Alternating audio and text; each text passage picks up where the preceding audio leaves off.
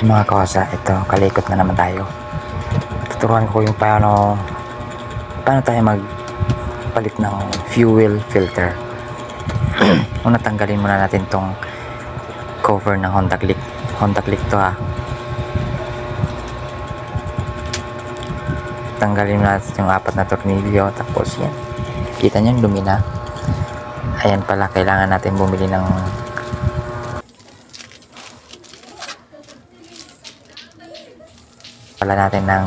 bagong filter at syempre bagong goma. Syempre linisan muna natin bago tanggalin para hindi malikabok, hindi pupunta sa tangke natin yung mga dumi-dumi.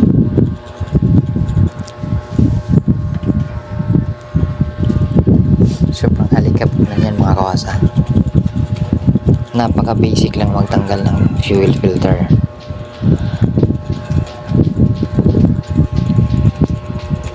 Kaysa ipalabor nyo yan, kayo na lang gumawa.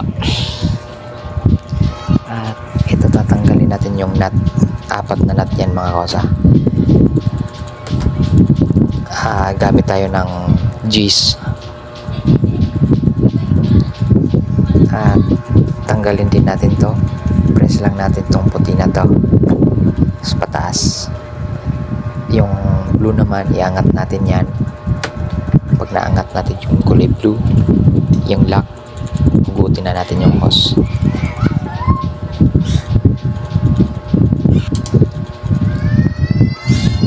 At yun, tanggalin natin yung nut.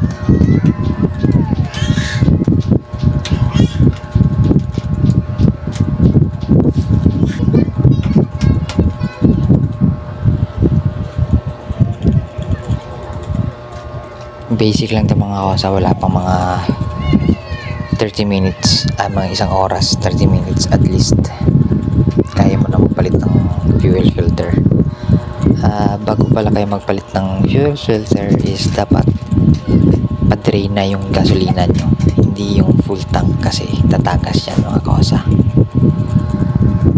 At yan, linisan mo yung paligid para walang mga alikabok, walang buhangin para hindi pumasok sa tangke.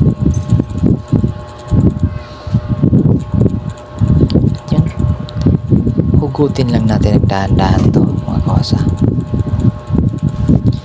At pag nahugot nyo na, ayan na, iikot natin yan ng counterclockwise. Tapos ilabas natin yung filter. Yan, yung dulo ng filter. Pag nalabas na yung filter, iikot na naman natin siya back clockwise para makuha natin yung floater nya. Ganun lang ka-basic mga kawasa. Ayan o yung floater niya.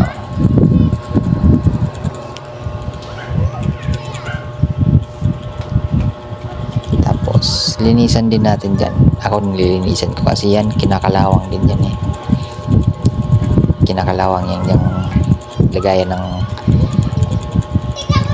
fuel pump natin.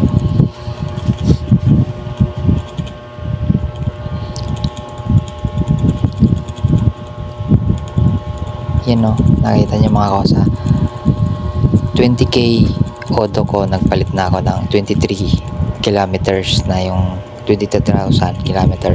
Nagpalit ako ng fuel filter, ngayon 40,000 na. Madumi na naman siya no. Every 20k ako nagpapalit mga kawasa. Tapos yan, pagtanggal nyo, isabay nyo yung dalawa, yung lock, yan. Yung isa kailangan lang sungkitin. Yan, ganyan lang ka basic mga kawasa. Kaya mo na magpalit, nakakatipid ka na ng labor.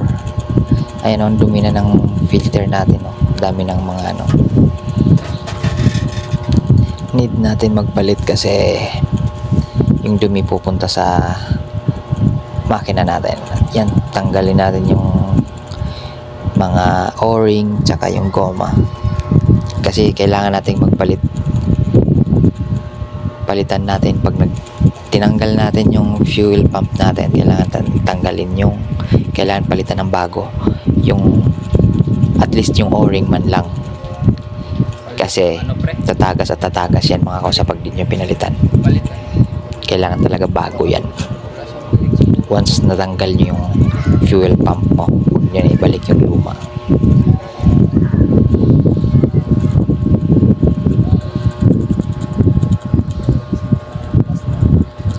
At yan, linisin na lang din natin yung konti, kabit natin yung goma. Actually, kahit yung isang goma na yan, yung nasa taas, hindi mo napalitan. At least yung o-ring lang. Importante para hindi tumagas talaga. Pero syempre, yan, yung binabili ko set na kasi. Pasok pala yung o-ring dyan ng Yamaha. Swak din dyan. Kung o-ring lang yung bibilhin nyo ah.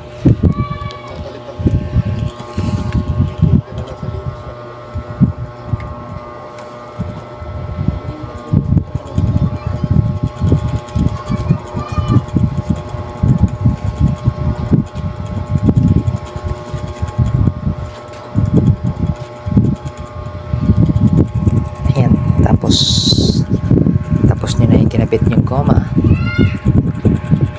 Ganun ulit, basic lang pagpasok mga kosa. Puno mo na yung floater, tapos iikot-ikot mo lang yan siya, pasok mo yung filter, and then wala, pasok na.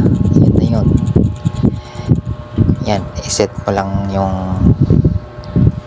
mabuti kasi isang lapatan lang yan. Pag nalock nyo yan mga kosa, nalagyan na ng gasolina yung o-ring nyo, automatic palit na kayo nyan.